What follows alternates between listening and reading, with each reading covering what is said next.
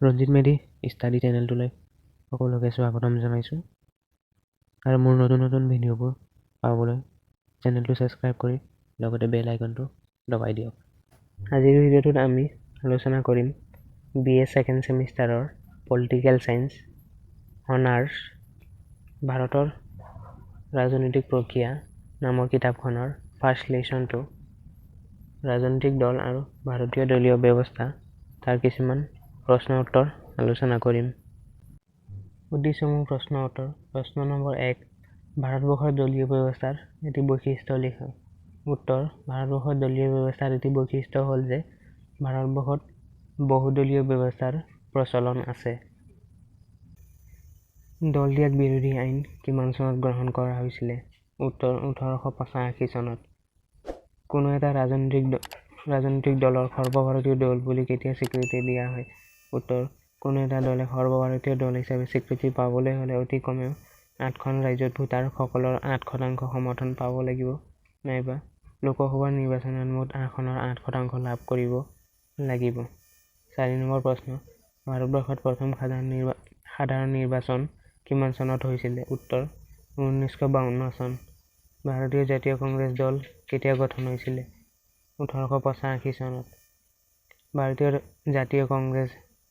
ভাৰতীয় জাতীয় কংগ্ৰেছৰ জন্মদাতা কোন আছিলে? এলান অক্টেভিয়ান হিউম। ভাৰতৰ সাম্যবাদী দল কেতিয়া গঠন হৈছিলে? উত্তৰ, 1924 চনত। ভাৰতীয় জনতা পাৰ্টি BJP কেতিয়া গঠন হয়? জনতা দলৰ পৰা ফালৰি কাটি 1980 চনত অটল বিহাৰী বাজপেয়ীৰ নেতৃত্বত BJP দল গঠন কৰা হয়। ভাৰতীয় দলীয় ব্যৱস্থাৰ একদলীয় ব্যৱস্থা, দ্বিদলীয় ব্যৱস্থা, বহুদলীয় ব্যৱস্থা। শুদ্ধ উত্তৰটো বাছি উলিওৱা। উত্তৰ, বহুদলীয় ব্যৱস্থা। ভাৰতৰ দলীয় ব্যৱস্থাৰ এটা বৈশিষ্ট্য লিখা। ভাৰতৰ দলীয় ব্যৱস্থাৰ এটা বৈশিষ্ট্য হ'ল ভাৰতৰ ৰাজনৈতিক দলৰ সাংবিধানিক স্বীকৃতি দিয়া নাই। অসমৰ এটা আঞ্চলিক দলৰ নাম লিখা। অসমৰ এটা আঞ্চলিক দলৰ নাম হ'ল অসম গণ পৰিষদ।